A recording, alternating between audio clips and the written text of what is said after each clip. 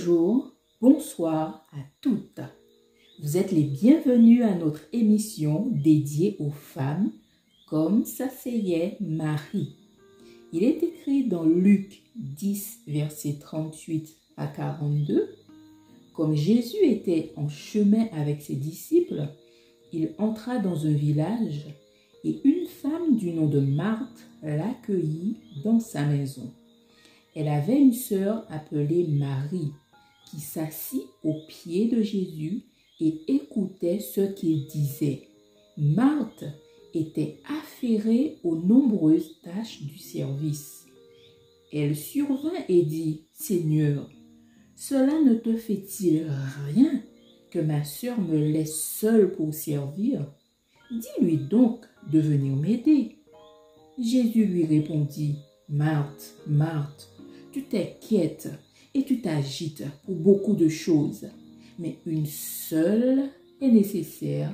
Marie a choisi la bonne part, elle ne lui sera pas enlevée. » Amen.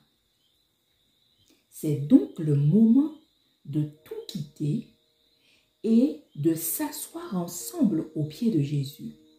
Je vous laisse donc le temps de faire pause sur la vidéo afin de prendre vos Bibles et de quoi écrire. Disposons nos cœurs. L'émission est de courte durée afin de permettre à chacune, après l'émission, de pouvoir méditer et prier. Aujourd'hui, nous allons voir tout simplement qui est la femme et quels sont ses rôles principaux. Le titre donc est tout simplement La femme, épisode 1. Premièrement, nous verrons la définition de la femme. En hébreu, c'est Isha, ce qui signifie femme, épouse, femelle, donc femme le contraire de l'homme, épouse donc mariée à un homme, femelle des animaux, chacun, qui est donc un pronom. Genèse 2, verset 22, nous dit ceci.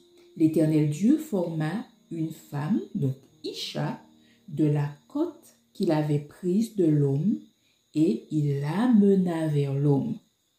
Toujours dans Genèse 2, le verset 18, l'Éternel Dieu dit, « Il n'est pas bon que l'homme soit seul, je lui ferai une aide semblable à lui. » Nous retenons donc le mot « aide » afin de faire un parallèle de la plus haute importance. Mais avant tout, mesdames, voyons ensemble la définition du mot « aide » selon le dictionnaire.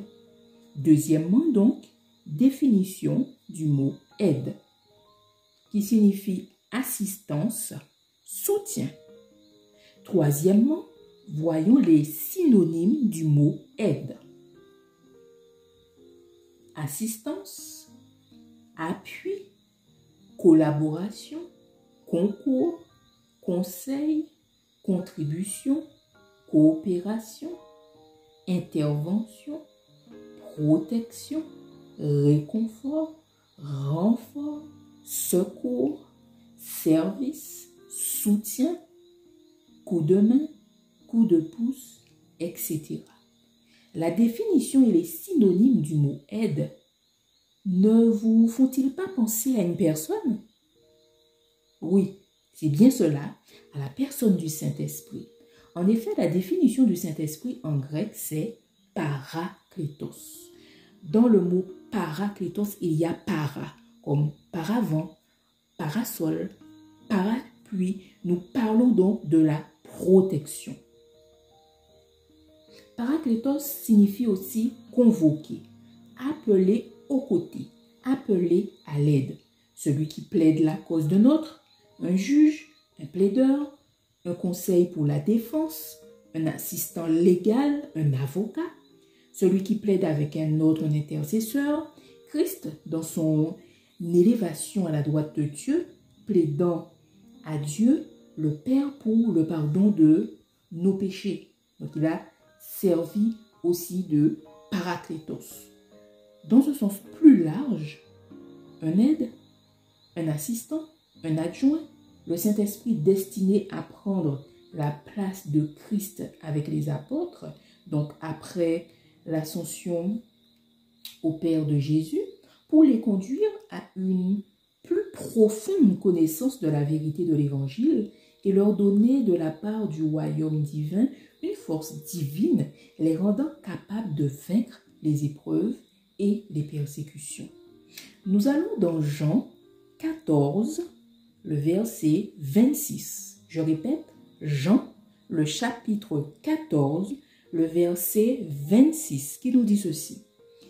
Mais le consolateur, l'Esprit Saint que le Père enverra en mon nom, vous enseignera toutes choses et vous rappellera tout ce que je vous ai dit. On retient donc consolateur et le fait qu'il rappelle toutes choses. Romains 8, le verset 26. Romains 8, le verset 26. De même aussi, l'Esprit nous aide dans notre faiblesse, car nous ne savons pas ce qu'il nous convient de demander dans nos prières. Mais l'Esprit lui-même intercède par des soupirs inexprimables. Nous retenons donc le mot aide et intercède. Et enfin, Luc 4, verset 1, pas qu'il n'y a pas d'autres passages bibliques, mais pour aujourd'hui, nous allons nous arrêter là. Luc 4, verset 1.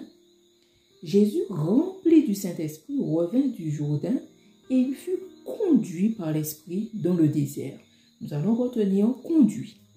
En résumé, la femme qui a été donc tirée de la côte de l'homme est là afin d'être une aide pour l'homme, mais pas que pour l'homme, pour la société en général.